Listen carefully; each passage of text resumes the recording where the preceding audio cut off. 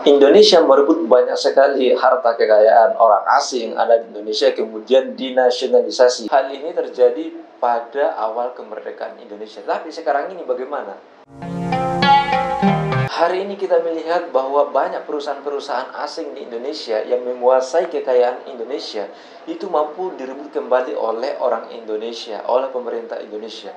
Di masa dahulu, kekayaan-kekayaan Indonesia yang dikuasai oleh Belanda kemudian dinasionalisasi oleh Soekarno itu sampai hari ini juga menjadi aset negara. Tetapi bagaimana dengan hari ini? Perusahaan-perusahaan besar seperti PT Freeport, Blok Rokan, kemudian tambang-tambang emas, lain tambang-tambang minyak di Indonesia itu mampu dikembalikan ke pangkuan Indonesia. Apakah ini berdampak positif terhadap Indonesia?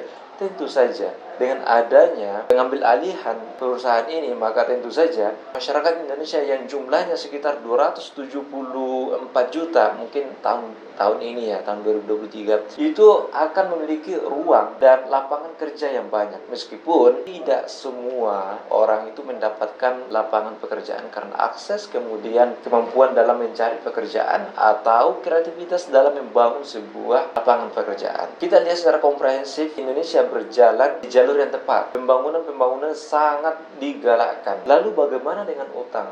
Utang itu adalah sebuah keniscayaan bagi suatu negara.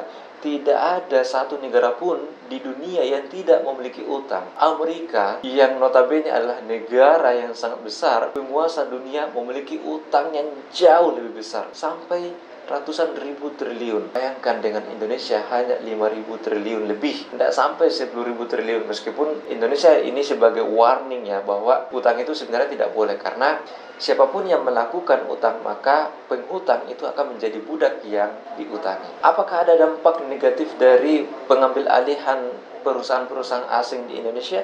Ya, tentu saja ada dampak negatifnya. Yang paling pertama adalah keamanan orang nomor satu di Indonesia, yakni presiden. Karena presiden yang memberikan kebijakan, yang memberikan kewenangan, kemudian yang menandatangani apakah perusahaan itu boleh atau sudah tidak boleh di Indonesia beroperasi. Ancaman yang paling ganas yaitu pembunuhan hingga pelengseran. Sudah banyak contohnya di dunia bahwa ketika ada kepentingan asing di sebuah negara, lalu presidennya itu menolak, maka presidennya itu akan menjadi sasaran atau target.